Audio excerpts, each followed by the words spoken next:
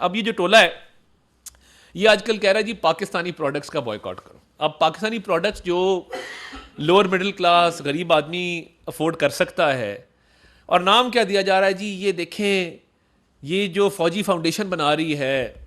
अब ये उनकी इतला की अर्ज है कि पहली बात तो ये कि जो फौजी फाउंडेशन है 80% से ऊपर उसमें सिविलियंस हैं, पहली बात।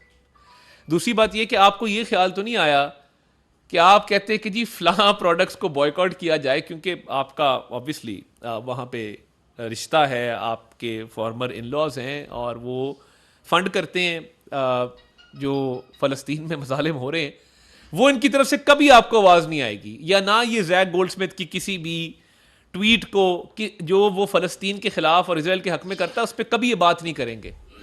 ये बात करें कि पाकिस्तानी प्रोडक्ट्स को बॉयकॉट करो। सस्ती प्रोडक्ट्स हैं और आम आदमी इसको यूज़ करता है और यूज़ करेगा, और उसकी प्राइसेस भी ऊपर जा रही है, स्टॉक्स भी ऊपर जा रहे हैं।